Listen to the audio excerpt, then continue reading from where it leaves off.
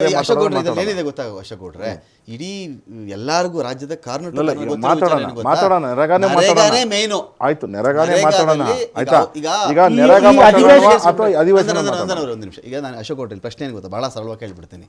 ಇದ್ರ ಗಾಂಧೀಜಿಯನ್ನು ನೀವು ಕಾಂಗ್ರೆಸ್ ಲೀಡರ್ ಮಾಡ್ತಾ ಇದ್ದೀರಾ, ರಾಮನನ್ನ ಬಿಜೆಪಿ ಲೀಡರ್ ಮಾಡ್ತಾ ಇದ್ದೀರಾ, ಆ ಕಾರಣಕ್ಕೆ ಮನ್ರೇಗಾ ಯೋಜನೆಯಲ್ಲಿದ್ದಂಥ ಮಹಾತ್ಮ ಗಾಂಧಿ ನಿಮಗೆ ಬೇಡವಾ? ಇದು ಕಂಪ್ಲೀಟ್ಲಿ ನಿಮ್ಮ ನೀವೇನು ಕಾಯಿನ್ ಮಾಡಿದ್ದೀರಾ ಅದು completely very far from the truth. Very far from the truth. ನಾನು ಅದಕ್ಕೆ ಸ್ಪಷ್ಟನೆ ಕೊಡ್ತೀನಿ. ಇವತ್ತು ನಡೆದಂಥ ಘಟನೆಗಳ ಬಗ್ಗೆ ಮಾತಾಡೋಣ. ಇವತ್ತು ಇವತ್ತು ನಡೆದಂಥ ಘಟನೆ ಏನಿದೆ ಅದನ್ನು 3 ಪಾರ್ಟಲ್ಲಿ ನೋಡ್ಬೇಕು ನಾವು. ಒಂದು, ರಾಜ್ಯಪಾಲರ ಭಾಷಣ, ಅದಕ್ಕೆ ಪ್ರತಿ ಕಳಿಸ್ತಾರಲ್ಲ, ಅಂದರೆ ಈ ಪ್ರತಿ ಏನಿದೆ ಈ ಪ್ರತಿನಲ್ಲಿ ಇರ್ತಕ್ಕಂಥ ಕಂಟೆಂಟು ಒಂದು ಫಸ್ಟ್ ಪಾರ್ಟ್.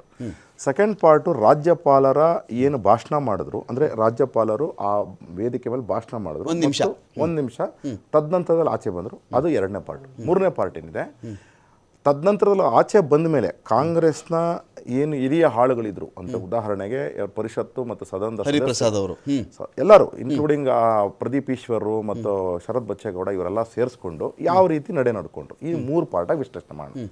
ನೆರೆಗಾದು ಅತ್ಯಂತ ಇಂಪಾರ್ಟೆಂಟು. ನರೇಗಾ ಓದ್ಲಿಲ್ಲ ಅಂತಾನೆ ಇಷ್ಟು ಬಂದಿದ್ದು ಅಶೋಕ್ ಗೌಡ್ರೆ. ನರೇಗಾ ನೀವು ಬಿಡಕ್ಕಾಗಲ್ಲ, ನೀವು ಆಫ್ಟರ್ ಎಫೆಕ್ಟ್ಸ್ ಮಾತಾಡಕ್ಕಾಗಲ್ಲ. ಇಲ್ಲಿ ರಮಾಕಾಂತ್ ನೀವು ಕೋರ್ಗೆ ಹೋಗ್ಬೇಕು. ನೀವು ಆಯ್ತು, ಕೋರ್ಗೆ ಹೋಗಿ ಭೂಕಂಪದ ಕೇಂದ್ರ ಬಿಂದುಗೆ ಹೋಗ್ಬೇಕು. ನೀವು ಪಾಶ್ಚಾತ್ಯ ಕಂಪನಿಗಳ ಕಡೆ ನೀವು ಬರಂಗಿಲ್ಲ. ಇದರಲ್ಲಿ ಕೇಂದ್ರ ಬಿಂದು ಏನು? ಭಾಷಣ ಓದಿದ್ರೆ ಇಷ್ಟ ಆಗ್ತಿತ್ತಾ ಅಂತ. ಆಯ್ತು ಬಂದೆ. ಅವ್ರನ್ನ ಸರಿ ನಾನು ಹೇಳ್ತಿಲ್ಲ ಇದರಲ್ಲಿ. ಆಯ್ತು, ಈಗ ಏನಂತ ಹೇಳಿದ್ರೆ, ಒಂದು ನೆರೆಗಾದಲ್ಲಿ ಏನಿದೆ ಅಂತ ಹೇಳ್ಬಿಟ್ಟು ಕಂಟೆಂಟ್ ಓದೋಣ ಅಥವಾ ಹೆಸರನ್ನು ಮಾತ್ರ ಬರೀ ಹೆಸರು ಆಮೇಲೆ ಕಂಟೆಂಟ್ 40%. ಇದು ನೆರೆಗಾ ಅಂತ ಏನಿದೆ, ನೆರೆಗಾ ಅಂದರೆ ಮನ್ರೇಗಾ ಅಂತ ಏನಿದೆ, ಅದಕ್ಕಿದು ಇದು ಫಸ್ಟ್ ಸ್ಟಾರ್ಟ್ ಮಾಡಿದ್ದು 1980ನಲ್ಲಿ. ಯಾರು? ಕಾಂಗ್ರೆಸ್ ಸರ್ಕಾರನೇ ಸ್ಟಾರ್ಟ್ ಮಾಡಿದ್ದು. ಅದು ರಾಷ್ಟ್ರೀಯ ಗ್ರಾಮೀಣ ಉದ್ಯೋಗ ಖಾತ್ರಿ ಯೋಜನೆ ಅಂತ ಇತ್ತು. ರಾಷ್ಟ್ರೀಯ ಗ್ರಾಮೀಣ ಖಾತ್ರಿ ಯೋಜನೆ ಇಲ್ಲ, ಖಾತ್ರಿ ಅಂತ ಇತ್ತು. ತದನಂತರದಲ್ಲಿ ಯೋಜನೆ ಆಯಿತು, ಅಂದರೆ 83ನಲ್ಲಿ. ತದನಂತರದಲ್ಲಿ ಜವಾಹರ್ ರೋಜ್ಗಾರ್ ಯೋಜನೆ ಆಯಿತು 1989ನಲ್ಲಿ. 1993ನಲ್ಲಿ ಉದ್ಯೋಗ ರೋಜ್ಗಾರ್ ಯೋಜನೆ ಆಯಿತು 1993ನಲ್ಲಿ. ನೋಡಿ, ಅರ್ಥ ಮಾಡ್ಕೊಳ್ಳಿ, 89ನಲ್ಲಿ ಜವಾಹರ್ ರೋಜ್ಗಾರ್ ಯೋಜನಾ ಯಾರು ಮಾಡಿದ್ದು?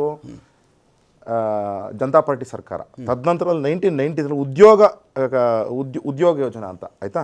ತದನಂತರ 99ನಲ್ಲಿ ಜವಾಹರ್ ಗ್ರಾಮೀಣ ಸಮೃದ್ಧಿ ಯೋಜನಾ ಅಂತ ಆಗ್ತದೆ 1999ನಲ್ಲಿ ಆಯಿತಾ.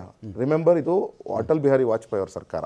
2013ರಲ್ಲಿ ಇದೇ ಅಟಲ್ ಬಿಹಾರಿ ವಾಜಪೇಯಿ ಅವರ ಸರ್ಕಾರ ಕೂಲಿಗಾಗಿ ಕಾಳು, ಅಂದರೆ ಫುಡ್ ಫಾರ್ ವರ್ಕ್, ಅದರ ಸಂಪೂರ್ಣ ಗ್ರಾಮೀಣ ರೋಜ್ಗಾರ್ ಯೋಜನಾ ಅಂತ ಮಾಡ್ತಾರೆ.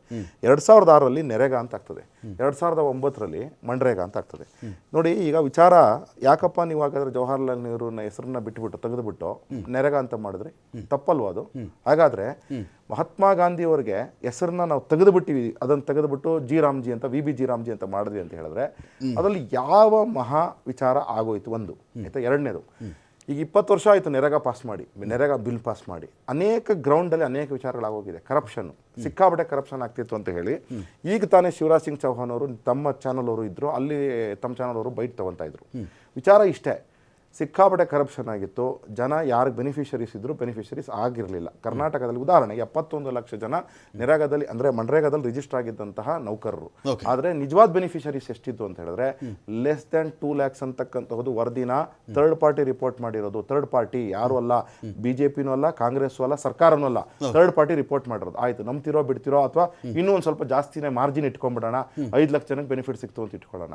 ಆದರೆ ಮಿಕ್ಕಿರ್ತಕ್ಕಂತಹ 65 ಲಕ್ಷ ಅಥವಾ 66 ಲಕ್ಷ ಜನಕ್ಕೆ ಯಾಕೆ ಅನ್ಯಾಯ ಆಗ್ತಾ ಇತ್ತು ಅಂದರೆ, ಉದಾಹರಣೆಗೆ ಮಿಷಿನಲ್ಲಿ ಕೆಲಸ ಮಾಡಿಸೋರು, ಮಿಷಿನಲ್ಲಿ ಕೆಲಸ ಮಾಡಿಸ್ಬಿಟ್ಟು ತದನಂತರದಲ್ಲಿ ಅವ್ರು ಜೋಬಿಗೆ ಬಿಟ್ಕೊಳ್ಳೋರು.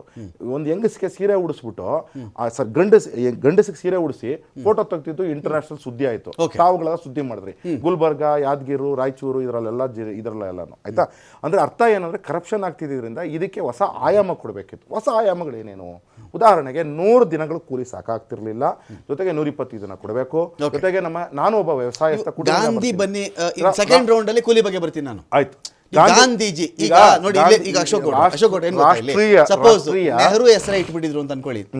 ನೆಹರು ಹೆಸರೇ ಇಟ್ಬಿಟ್ಟಿದ್ರು, ಹೌದಪ್ಪ ಇವರೆಲ್ಲ ಕಾಂಗ್ರೆಸ್ಸು ಅವ್ರದ್ದು ನೆಹರು ಕಡೆಯಿಂದ ಬಂದ್ಬಿಟ್ಟಿದೆ ಇವ್ರದ್ದು ಅಂತೇನೋ ಹೇಳ್ಬಿಟ್ಟು ಅವ್ರ ಹೆಸರು ಇಡಬೇಕು ಅಂದ್ರೆ ರಾಷ್ಟ್ರಪಿತ ಅಂತ ನಾವೇ ಕರೆದಿದ್ದೀವಿ.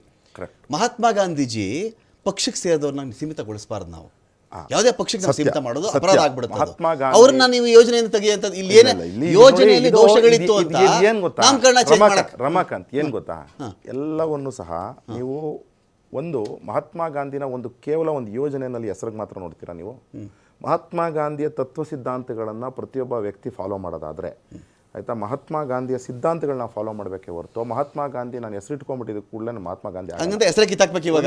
ಒಂದು ನಿಮಿಷ ರಮಾಕಾಂತ್, ನಮ್ಮಲ್ಲಿ ಒಬ್ಬ ಇದ್ದಾರೆ, ನಮ್ಮ ಒಬ್ಬ ಡಿಸ್ಟೆಂಟ್ ರಿಲೇಟಿವ್, ಆ ಅಪ್ಪ ಹೆಸರು ಗಾಂಧಿ ಅಂತ ಹೇಳಿ. ಅವ್ರ ತಂದೆ ಗಾಂಧಿವಾದಿ, ಈತ ಕ್ರಿಮಿನಲ್, ಬಾನ್ ಕ್ರಿಮಿನಲ್ ಈತ, ಎಲ್ಲ ಕಡೆ ಕ್ರಿಮಿನಲ್ ಆಕ್ಟಿವಿಟೀಸ್ ಮಾಡ್ಕೊಂಡು ನೋಡ್ತಾನೆ, ಜೈಲ್ಗೆ ಹೋಗಿ ಬಂದಿದ್ದಾನೆ.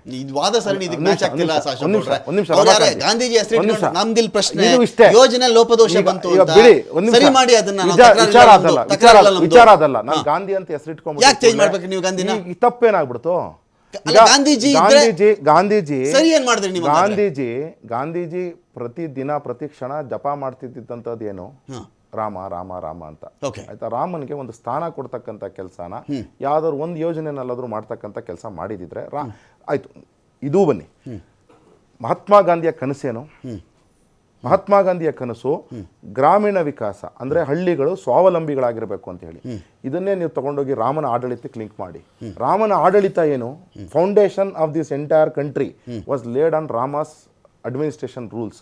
ಅಫ್ಕೋರ್ಸ್ ಅದಕ್ಕೆ ನೀವು ರೆಕಾರ್ಡೆಡ್ ಇತಿಹಾಸ ಸಿಕ್ಕಲ್ಲ ಅಂತ ಹೇಳ್ತೀರಾ, ಆದರೆ ಪರಿಕಲ್ಪನೆ ಏನಿತ್ತಲ್ಲ, ಗ್ರಾಮೀಣ ಪರಿಕಲ್ಪನೆಗಳು, ಒಂದು ದೇವಸ್ಥಾನ ಇರಬೇಕು, ಗ್ರಾಮಗಳಲ್ಲಿ ಎರಡು ಬೀದಿಗಳಿರಬೇಕು, ಆ ಬೀದಿಗಳಲ್ಲಿ ಈ ರೀತಿ ನೀತಿ ಇರಬೇಕು, ಕ್ರಮಗಳು ಈ ರೀತಿ ಇರಬೇಕು ಅಂತ ಹೇಳಿ ಆ ಕ್ರಮಗಳನ್ನೆಲ್ಲನೂ ರಾಮನ ಸ್ಥಾಪ ಮಾಡ್ದ ಅಂತ ಹೇಳಿ ಅನೇಕ ಇತಿಹಾಸಕಾರರು ಹೇಳ್ತಾರೆ. ಎವಿಡೆನ್ಸಸ್ ಇದೆ ಅದಕ್ಕೆ. ತದನಂತರದಲ್ಲಿ ಅದನ್ನು ಅಶೋಕ ಕಾಪಿ ಮಾಡ್ದ, ತದನಂತರದಲ್ಲಿ ಚೋಳರು ಮಾಡಿದ್ರು, ತದನಂತರದಲ್ಲಿ ಮೊಘಲರು ಮಾಡಿದ್ರು. ಇದನ್ನೆಲ್ಲ ಮಾಡಿದಾಗ ನಾವು ಒಬ್ಬ ರಾಮನ್ನ ನೆನೆಸ್ಕೊಳೋದ್ರಿಂದ ತಪ್ಪೇನೂ ಆಗೋದಿಲ್ಲ. ಒಂದು. ಎರಡನೇದು, ರಾಮರಾಜ್ಯನೇ ಪರಿಕಲ್ಪನೆ ಆಗಿರ್ತಕ್ಕಂಥ ಮಹಾತ್ಮ ಗಾಂಧಿಗೆ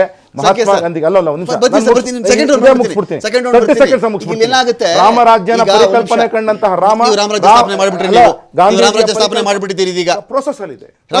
ಗ್ರಾಮೀಣಗಳು ಉದ್ಧಾರ ಆಗ್ಬಿಡ್ತಾ ಇವೆ, ಉದ್ಯಮಿಗಳ ಕೈಯಲ್ಲಿ ದೇಶ ಸಿಕ್ಕಿಲ್ಲ.